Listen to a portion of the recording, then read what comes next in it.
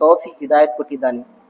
ಪವಿತ್ರವಾದ ಮನಿ, ಪವಿತ್ರವಾದ ಜಾಗ, ಖಾನೆ ಕಾಬಾ, ಮಕ್ಕಾ ಮುಅzzಮ ಅಂತ ಹೇಳುತ್ತಾರೆ. ಹಜ್ಜವನ್ನು ಮಾಡೋದಕ್ಕೆ ಹೋಗಾಕೊಂತಿದ್ದಾರೆ. ಅಲ್ಲಾಹ್ ರಬ್ಬುಲ್ ಇಜ್ಜತ್ ಎಲ್ಲಾ ಹಾಜಿಗಳು ಸದ್ಕಿನಿಂದ ನಮಗೆ ಜೀವನದಲ್ಲಿ ಒಂದು ಸಾರಿ ಹಜ್ಜನ್ನು ಮಾಡುವ ತೌಫೀಕನ್ನು ನೀಡಲಿ, ತೌಫೀಕನ್ನು ಕೊಡಲಿ. ಪ್ರೀತಿಯ ಸಹೋದರರೇ, ಎಷ್ಟೋ ಜನರು ಹೋಗೋರಿದ್ದಾರೆ, ತಯಾರಿ ಮಾಡಿಕೊಳ್ಳುತ್ತಿದ್ದಾರೆ ಹಜ್ಜಿಗೆ ಹೋಗೋದಕ್ಕೆ.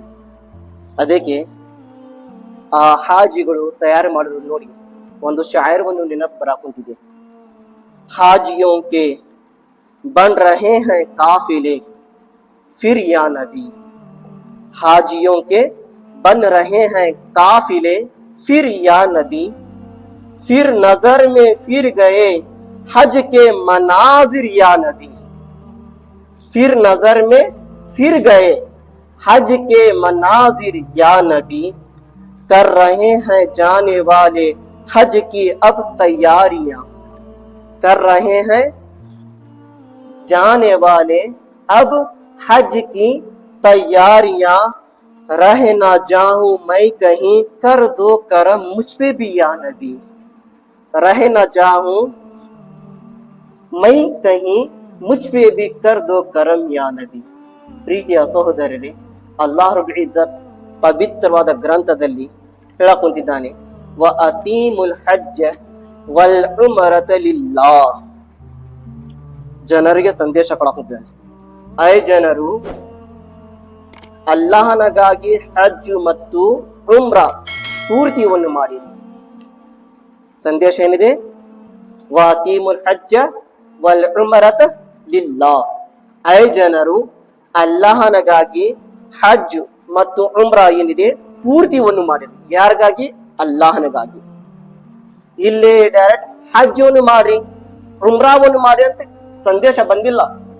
ಹಜ್ಜು ಉಮ್ರಾ ಪೂರ್ತಿ ಮಾಡಿ. ಯಾರಿಗಾಗಿ? ಅಲ್ಲಾಹನಗಾಗಿ. ಇಲ್ಲಿ ಪ್ರಾರ್ಥನೆ, ಪ್ರವಾಸ, ಜಿಕ್ರು, ಹೋಗೋದು ಏನು ಎಲ್ಲ ಇದೆ ಅದು ಎಲ್ಲ ಅಲ್ಲಾಹನ್ಗಾಗಿ ಆಗ್ಬೇಕು, ಅಲ್ಲಾಹನಗಾಗಿ. ನೋಡ್ರಿ, ನಮ್ಮ ಇಸ್ಲಾಮಿನಲ್ಲಿ 5 ಫರ್ಜ್ ಇದೆ. ಇಸ್ಲಾಂನಲ್ಲಿ ಎಷ್ಟು ಫರ್ಜ್ ಇದೆ? 5 ಫರ್ಜ್. ಬಹಳಷ್ಟು ನಮ್ಮ ಮುಸಲ್ಮಾನ್ ಜನರಿಗೆ ಇದರ ಬಗ್ಗೆ ಮಾಹಿತಿನೇ ಇಲ್ಲ. ಇಸ್ಲಾಮಿನ ಫರ್ಜ್ಗಳೇನಿದೆ, ಫರ್ಜ್ ಅಂದರೆ ಏನು ಇದನ್ನೇ ಗೊತ್ತಿಲ್ಲ. ಉಳ್ಕಿದ್ದು ಎಲ್ಲಾ ಮಾತು ಕೇಳ್ರಿ, ಇದ್ದಿದ್ದು ಇಲ್ಲಾದ್ರೆ ಎಲ್ಲ ಹೇಳ್ತಾರ, ಮತ್ತೆ ಎಲ್ಲ ಹೇಳ್ತಾರ, ಬೈಡಾಟ ಅದು ಹೆಂಗಿದೆ ಹೆಂಗೆ ಎಲ್ಲ ಹೇಳ್ತಾರ. ಇಸ್ಲಾಂ ಬಗ್ಗೆ ಒಂದು ಪ್ರಶ್ನೆ ಕೇಳ್ರಿ, ಅದೇ ನೆನಪಿಲ್ಲ, ಅದ ಸುದ್ದಿ ತೆಗ್ಯಾಕ ಹೋಗ್ಬೇಡ. ನನ್ಗೆ ಈ ನಡೆಯದ ಅಷ್ಟೇ. ಇಂಥ ಪರಿಸ್ಥಿತಿ ಜನರಿನ ಪ್ರಪಂಚದಲ್ಲಿ ನಡೆದಿದ್ದು. ಪ್ರಪಂಚದಲ್ಲಿ ನೆನಪಿಟ್ಕೋರಿ, ಎಲ್ಲಿ? ಪ್ರಪಂಚದಲ್ಲಿ. ಟೀಕೆ, ನಾನು ಯಾವತ್ತು ಹೇಳಿದ್ರೆ ಪ್ರಪಂಚದನ್ನು ಹೇಳಕ್ ಹೊಂದಿದ್ದೇನೆ. ಟೀಕೆ, ಅದು ಟಾರ್ಗೆಟ್ ಇದು ಟಾರ್ಗೆಟ್ ಇಲ್ಲ. ಪ್ರಪಂಚ ಅಂದ್ರೆ ಇಡೀ ಭೂಮಿನೇ ಬಂತು, ಇಡೀ ಪ್ರಪಂಚನೇ ಬಂತು. ಇದರ ಬಳಿಗೆ ಎಲ್ಲಾರು ಜನರು ಬಂದರು. ಟೀಕೆ, ಅಡ್ಡಾಡಿದ್ರೆ ಎಲ್ಲಾರು ಕಂಡು ಬರ್ತಾರ, ಅಡ್ಡಾಡಿದ್ರೆ ಎಲ್ಲಾರು ಸಿಗ್ತಾರ. ಟೀಕೆ, ಅಲ್ಲಾ ತಪ್ಪ ದಾರಿ ಹೋಗಿರುವ ಜನರಿಗೆ ಹಿದಾಯತ್ ಬಳ್ಳಿ, ಒಳ್ಳೆ ದಾರಿಯಲ್ಲಿ ಆ ಜನರು ಬರ್ಲಿ. ಇಲ್ಲಿ ಇಸ್ಲಾಮಿನ ಫರೈಜ್ಗಳು ಎಷ್ಟಿದೆ? 5 ಇದೆ. ಎಷ್ಟಿದೆ? 5 ಇದೆ. ಮೊದಲನೇ ಫರ್ಜ್ ಏನಿದೆ? ಕಲ್ಮಾ ಓದೋದು. ಏನಿದೆ? ಶಹಾದತ್, ಕಲ್ಮಾ ಓದೋದು. ಲಾ ಇಲಾಹ ಇಲ್ಲಲ್ಲಾಹ್ ಮುಹಮ್ಮದುರ್ ರಸೂಲುಲ್ಲಾಹ್ ಸಲ್ಲಲ್ಲಾಹು ಅಲೈಹಿ ವಸಲ್ಲಂ. ಇದು ಮೊದಲನೇ ಫರ್ಜ್. ಇಸ್ಲಾಂನಲ್ಲಿ ಇರ್ಬೇಕಂದ್ರೆ ಈ ಫರ್ಜ್ ನಾವು ಕಡ್ಡಾಯವಾಗಿ ಪಾಲನೆ ಮಾಡಲೇಬೇಕು. ಇದರ ಅರ್ಥ ಏನು? ಲಾ ಇಲಾಹ ಇಲ್ಲಲ್ಲಾಹ್, ಅಲ್ಲಾಹನ ಹೊರತು ಬೇರೆ ದೇವರು ಯಾರು ಇಲ್ಲ. ಅಲ್ಲಾಹನ ಹೊರತು ಬೇರೆ ದೇವರು ಯಾರು ಇಲ್ಲ. ಅಲ್ಲಾಹನ ಬರಾಬರಿ ಯಾರು ಇಲ್ಲ. ಅಲ್ಲಾಹನಂಗೆ ಶಕ್ತಿ ಬೇರೆ ಯಾರ ಕಡೆ ಇಲ್ಲ. ಅಲ್ಲಾಹ್ ಒಬ್ಬನೇ ಇದ್ದಾನೆ. ಕುಲ್ ಹುವಲ್ಲಾಹು ಅಹದ್, ಅಲ್ಲಾಹ್ ಒಬ್ಬನೇ ಇದ್ದಾನೆ. ಲಾ ಇಲಾಹ ಇಲ್ಲಲ್ಲಾಹ್, ಇದು ನಮ್ಮ ವಿಶ್ವಾಸ, ಇದು ಈಮಾನ್ ನಮ್ಮ ಪಕ್ಕ ಇರಬೇಕು. ಎಂತಹ ವ್ಯಕ್ತಿ ಬಂದು ಕೇಳಿದರೇನೆ ಲಾ ಇಲಾಹ ಇಲ್ಲಲ್ಲಾಹ್, ಅಲ್ಲಾಹನ ಹೊರತು ಬೇರೆ ದೇವರು ಯಾರು ಇಲ್ಲ, ಇದು ನಮ್ಮ ಮೊದಲೇ ವಿಶ್ವಾಸ. ಮತ್ತೇನಿದೆ? ಮುಹಮ್ಮದುರ್ ರಸೂಲುಲ್ಲಾಹ್, ಮುಹಮ್ಮದುರ್ ರಸೂಲುಲ್ಲಾಹ್.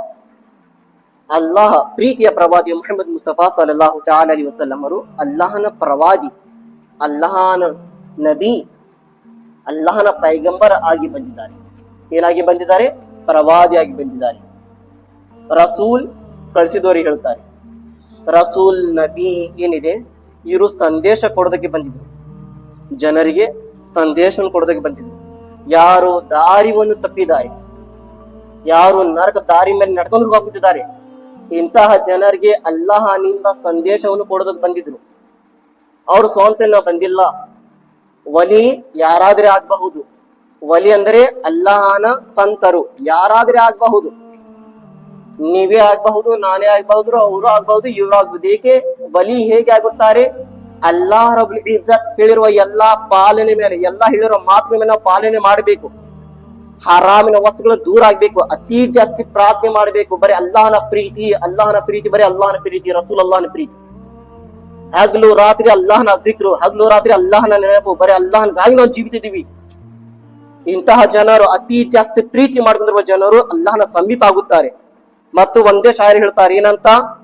ಮೊಹಬ್ಬತ್ ಮೇ ಅಪ್ನೆ ಗುಮಾಯ ಇಲಾಹಿ, ನಾ ಪಾವು ಮೈ ಅಪ್ನಾ ಪತಾಯ ಇಲಾಹಿ, ಜಿದರ್ ದೇಖತಾ ಹೂಂ ಜಹಾ ದೇಖತಾ ಹೂಂ, ನಜರ್ ಮೇ ಹೈ ಬಸ್ ತೂ ಹಿ ತೂ ಯಾ ಇಲಾಹಿ, ನಜರ್ ಮೇ ಹೈ ಬಸ್ ತೂ ಹಿ ತೂ ಯಾ ಇಲಾಹಿ. ಆದರೆ ಇದು ಏನಿದೆ, ವಲಿ ಎಲ್ಲಾರಾಗಬಹುದು, ಪ್ರವಾದಿ ಯಾರು ಆಗೋದಿಲ್ಲ. ಪ್ರವಾದಿ ಅಲ್ಲಾಹನಿಂದ ಬರುತ್ತಾರೆ. ಅಲ್ಲಾಹ ರಬ್ಬುಲ್ ಇಜ್ಜತ್ ಯಾರಿಗೆ ಪ್ರವಾದಿ ಮಾಡಿ ಕಳಿಸ್ತಾನೆ ಆ ಜನರನ್ನೇ ಅಲ್ಲಾಹ ಪ್ರವಾದಿಯಾಗಿ ಬರುತ್ತಾರೆ. ಯಾರು ಸ್ವಂತ ಪ್ರವಾದಿ ಆಗೋದಿಲ್ಲ. ಇದು ಮೊದಲು ಮಾತ್ರ ನೆನಪಿಟ್ಕೋಬೇಕು. ಫಸ್ಟ್ ನಬಿ, ಕೊನೆಯ ನಬಿ ಯಾರಿದ್ದಾರೆ? ಪ್ರೀತಿಯ ಪ್ರವಾದಿಯ ಮೊಹಮ್ಮದ್ ಮುಸ್ತಫಾ ಸಲ್ಲಲ್ಲಾಹು ತಆಲಾ ಅಲೈಹಿ ವಸಲ್ಲಂ. ಈ ಕೊನೆಯ ನಬಿ ನಮ್ಮ ಪ್ರೀತಿಯ ಪ್ರವಾದಿಯ ಮೊಹಮ್ಮದ್ ಮುಸ್ತಫಾ ಸಲ್ಲಲ್ಲಾಹು ತಆಲಾ ಅಲೈಹಿ ವಸಲ್ಲಂ, ಇವರೇ ಲಾಸ್ಟ್. ಇದಕ್ಕೆ ಮೇಲೆ ಮತ್ತು ಬೇರೆ ಯಾರು ಪ್ರವಾದಿ ಬರೋದಿಲ್ಲ.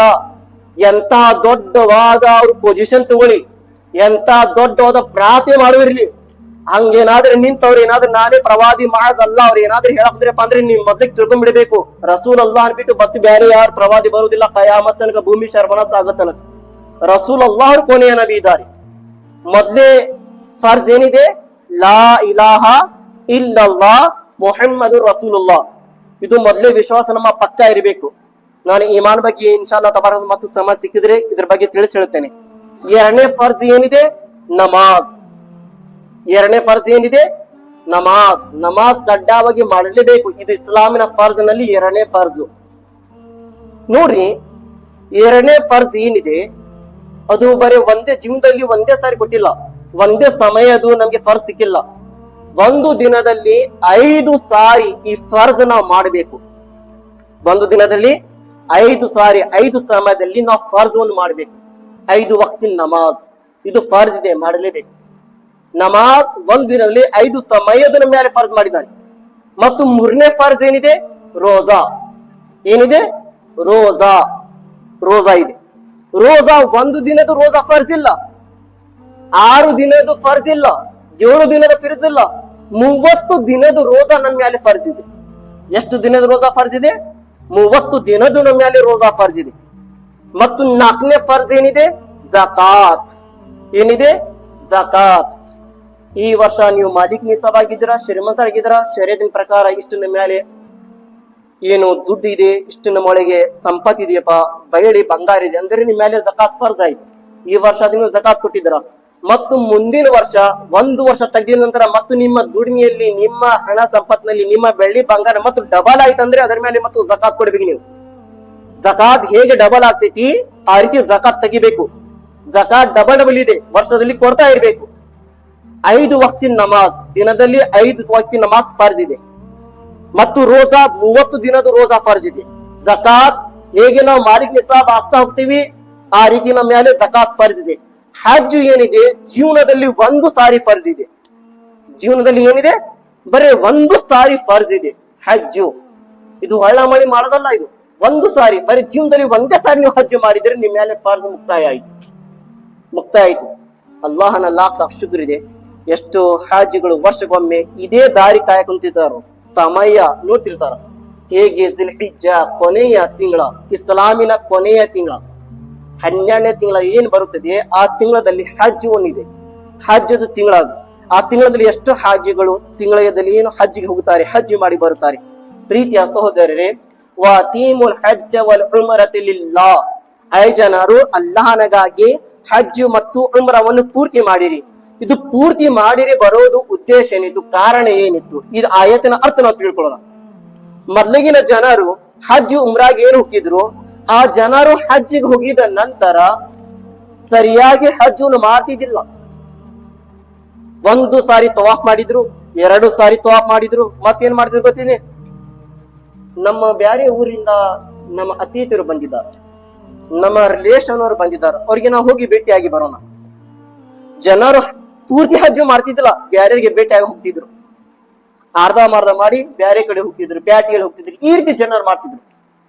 ಅಲ್ಲಾಹ್ ರಬ್ಬುಲ್ ಇಜ್ಜತ್ ಜನರಿಗಾಗಿ ಸಂದೇಶವನ್ನು ಕಳಿಸಿ